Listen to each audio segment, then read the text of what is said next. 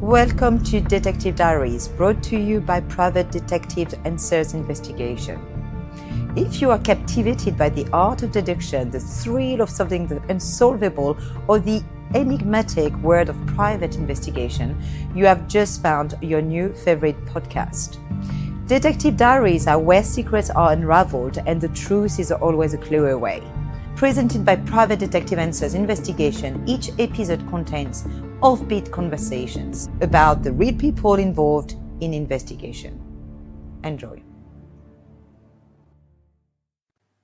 You join us for one of our occasional historic episodes, where our resident geek travels back in time to examine some of the detectives of history, both fictional and real. Some of these have been the inspiration for our profession. Everyone has heard of Jack the Ripper, but Frederick Abberline was the lead detective involved in the investigation. There was much more to his life and story. So sit back and enjoy the tale of Frederick Abberline.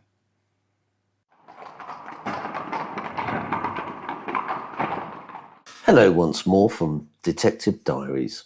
I have been a private detective for a very long time.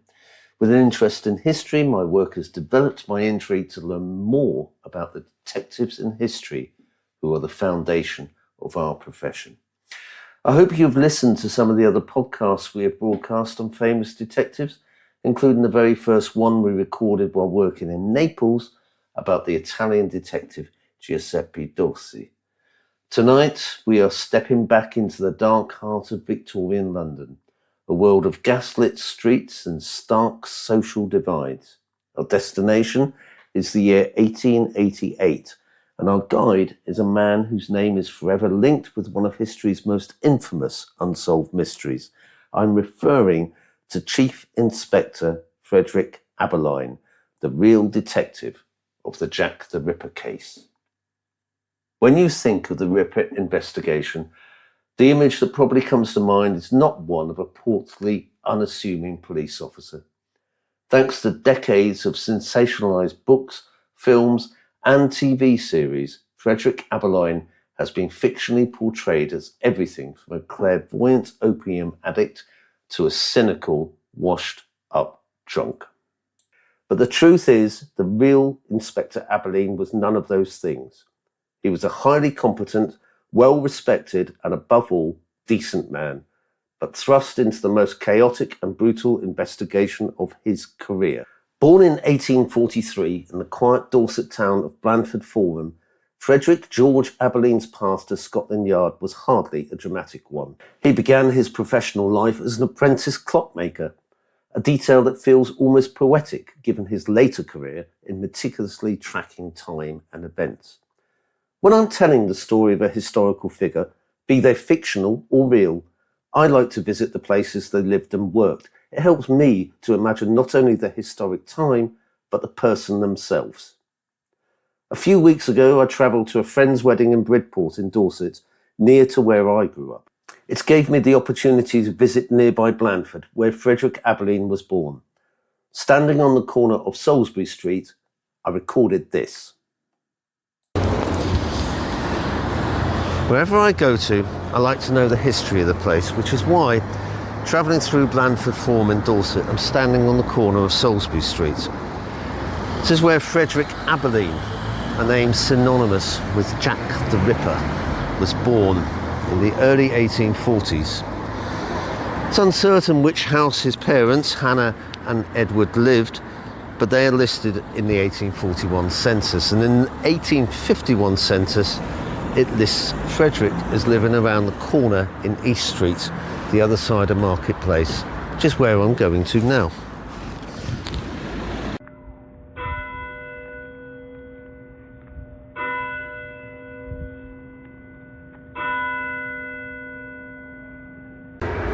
The sound of Sunday traffic is perhaps a far cry from the sounds of 1851. However, once streets have changed, many of the buildings seem to resonate with the architecture of the 19th century. I'm standing and looking behind me at Blandford Forum Church and the buildings and Marketplace which leads into East Street. And it's within East Street that Frederick Abberline lived. It's easy to imagine a 16-year-old Frederick leaving his house in East Street to work in his job as a clockmaker. But in 1860, he left for London, which is where his history really begins.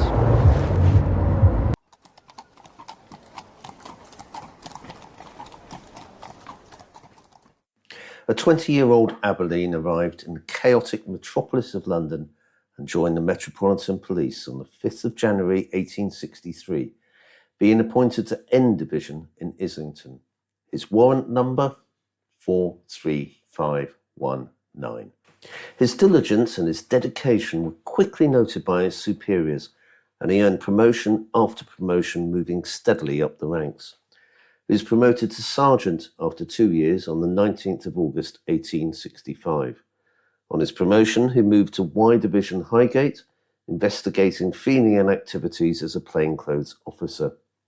On to 1878, and Abberline is transferred to H Division, the local inspectorate responsible for policing Whitechapel, the very district that would, a decade later, become the Rippers' hunting ground. This wasn't some remote ivory tower position. Abberline spent 10 years on the beat, getting to know the labyrinthine alleyways, the crowded lodging houses, and the people who lived in them.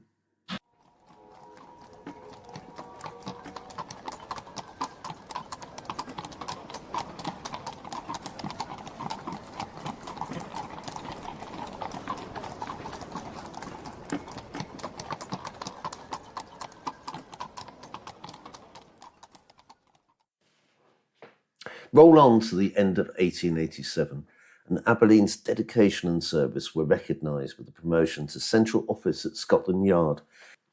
A farewell dinner was held for him by the Whitechapel station in Commercial Street in December at the Unicorn Tavern on Shoreditch High Street. It was decided early on in the Jack the Ripper case that the local detective force would benefit from the involvement of experienced officers from Scotland Yard. Abberline's intimate knowledge at the East End and his reputation for honesty and hard work made him the obvious choice when Scotland Yard was scrambling to manage the storm of the Whitechapel murders in 1888.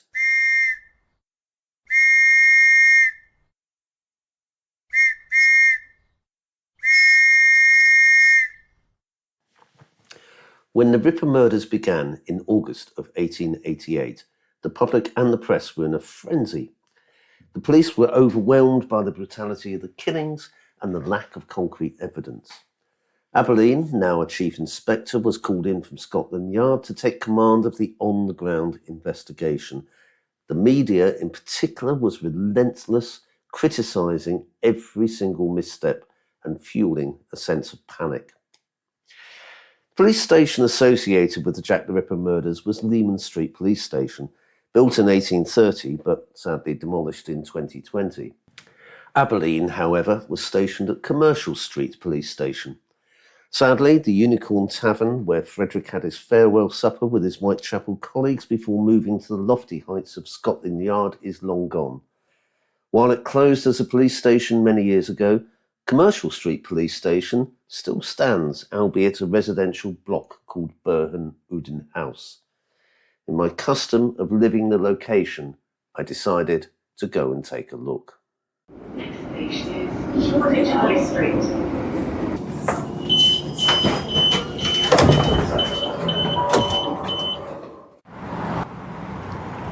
Walking out of Shoreditch High Street Station on what is now the Windrush line in London's Whitechapel, we step onto Commercial Street, the site of the Commercial Street Police Station to which Frederick Abberline was assigned during the Whitechapel murders.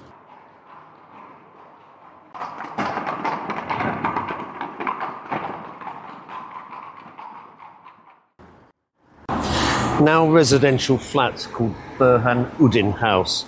The building is much as it was in the time of Jack the Ripper. Apart from the graffiti on the walls outside, which I'm sure would not have been tolerated in Abberline's day. Boundaried by Elder Street and Fleur-de-Lis Street, there is an additional story which was added in 1906. To get away from the noise of the traffic, I stood in the original entrance, from which one can imagine police officers of the day entering and leaving. The Commercial Street Police Station was where many of the police officers, including Inspector Abberline, were based. At the time of the Whitechapel murders, a very different investigation occurred in the case of Annie Farmer, the reason being that the victim of the attack survived and was able to give an account of what had happened to her. Annie Farmer was attacked in a lodging house in nearby George Street, which was very close to a previous murder scene. A man had attempted to cut her throat, but Annie Farmer was able to scream to raise the alarm, and the attacker fled. She was taken here to Commercial Street Police Station, where she was placed in a comfortable room and given time to sober up before being interviewed. The cut to her throat was only superficial, so once she had been attended to by the doctor, she was able to give a description of her assailant, describing him as about 36 years old, 5'6" tall, with a dark complexion and no facial hair. The circumstances of the case gave the public reason to believe that the attacker could be Jack the Ripper, although the police felt the attack was probably not the work of the prolific murderer they were desperately looking for.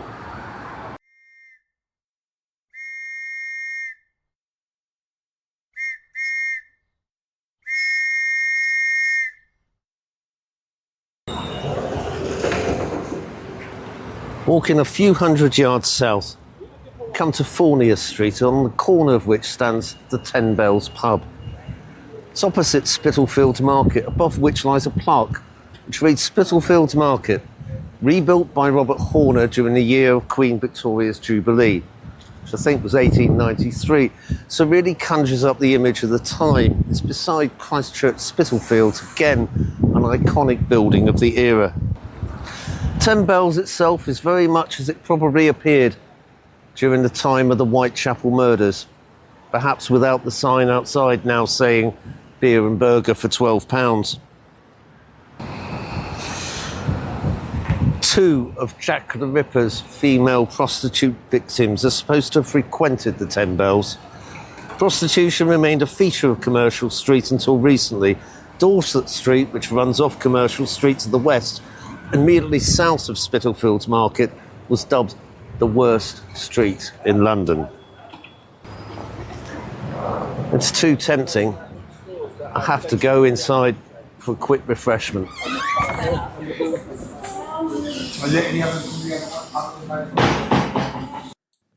Abberline's work and that of his team was incredibly challenging.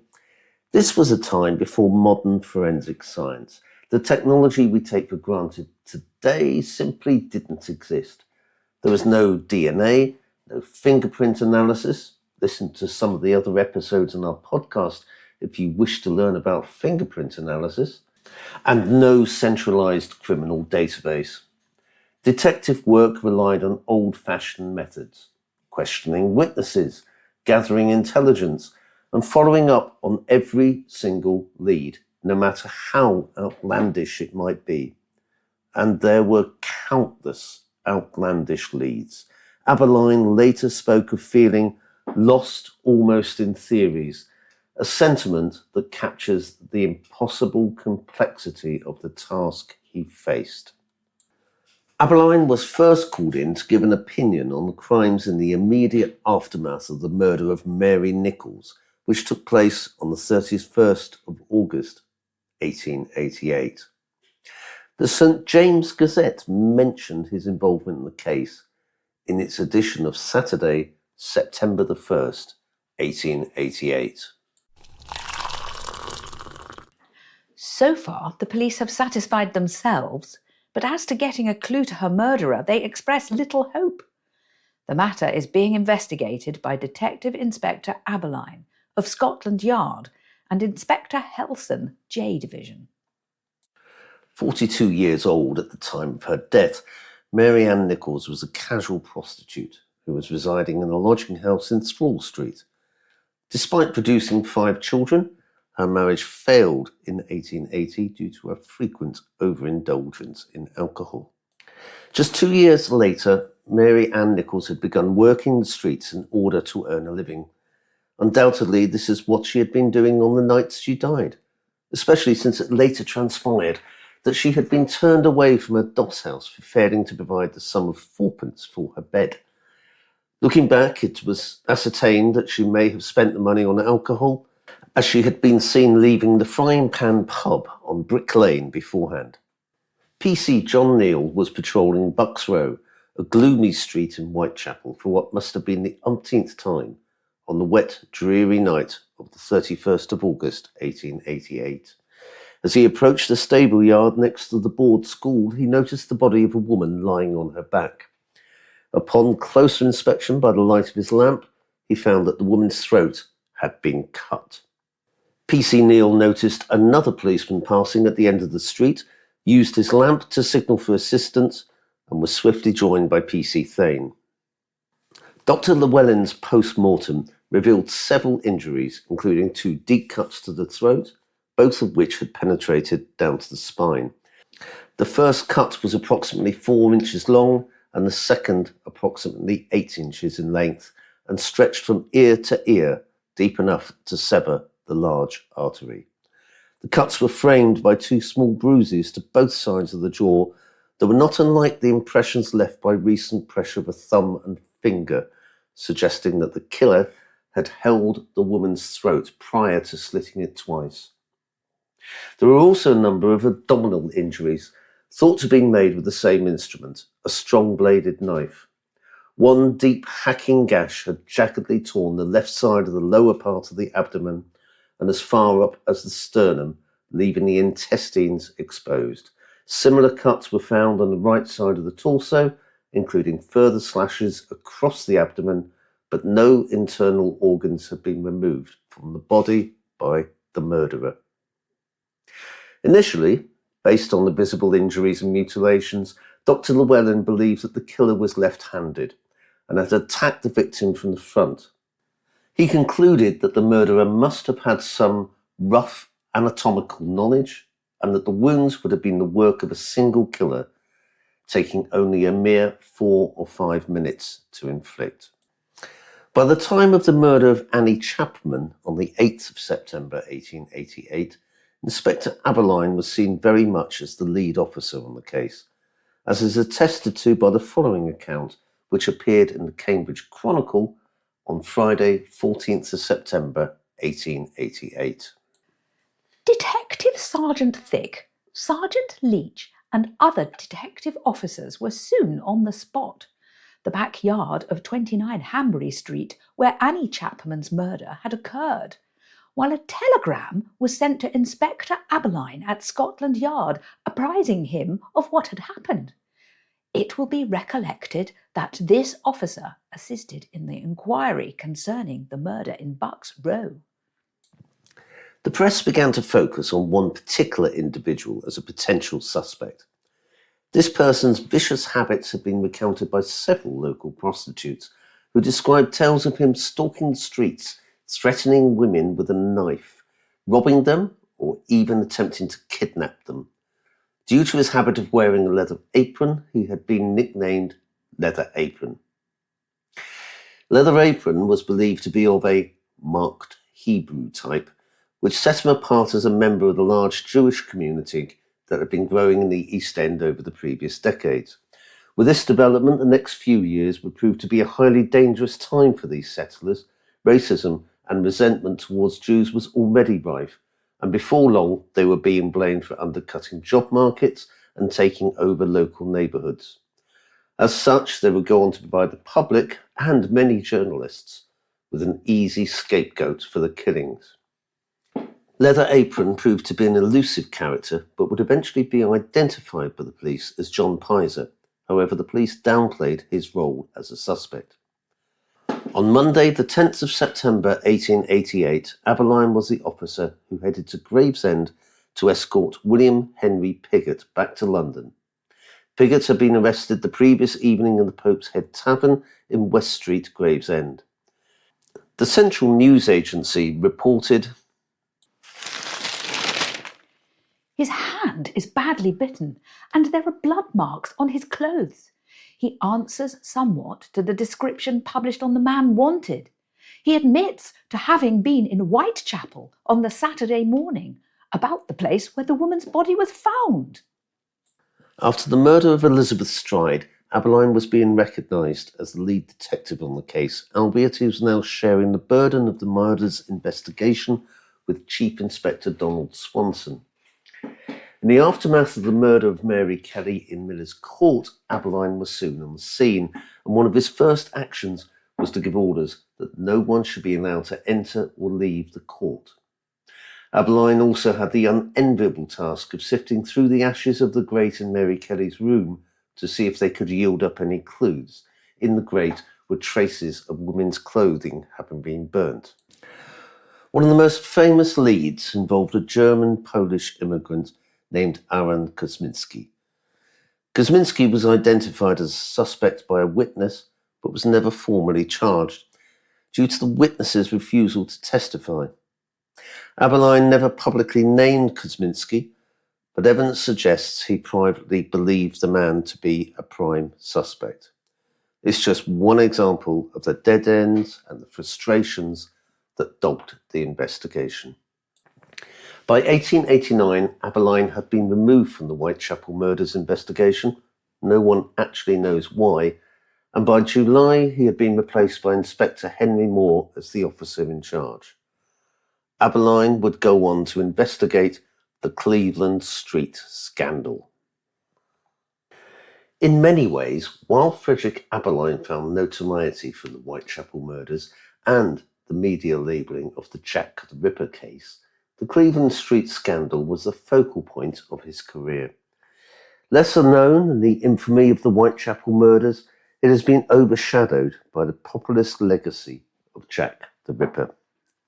In part 2 of the story of Frederick Abberline, we will examine the Cleveland Street scandal and its devastating upheaval of Victorian society, as well as Abberline's second career with the Pinkerton Detective Agency.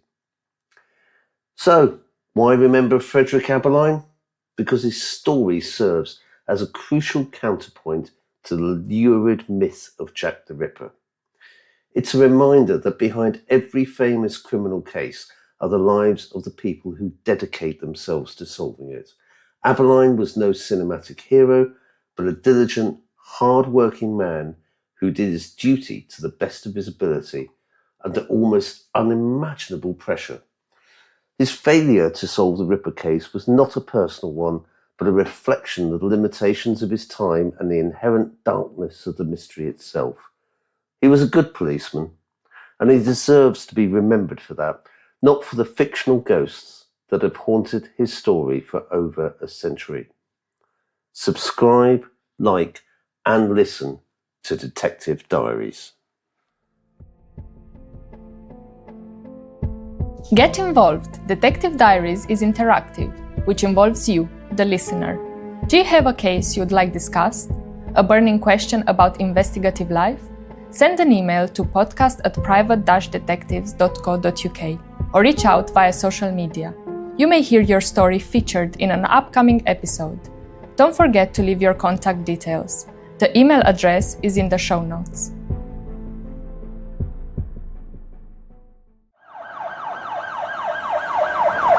Defence cases, overseas investigations, and the unconventional tactics no one talks about. Here at Answers Investigation, we take on cases few ever see. So why not dive into our history and explore the hidden world of criminal defence? Here on Detective Diaries. We hope you've enjoyed this slightly different episode, stepping back in time to trace the shadowed career of Frederick Abberline. Do keep with the story, as we have part 2 coming in the near future. If the story's buried in history and the minds that dare to unearth them draw you in, then stay with us. We'll be uncovering more stories from both the celebrated and the almost forgotten figures who shaped the art of deduction. Looking ahead to Season 2, we'll be opening the door to fresh perspectives from work experience candidates, bringing you richer, more theatrical storytelling, courtesy of the brilliant Ellie Merton from the Guildford Shakespeare Company. We'll then take a turn exploring the darker corners of cyber psychology with Professor Emma Short. And as always, keep listening, stay curious, and keep seeking the truth.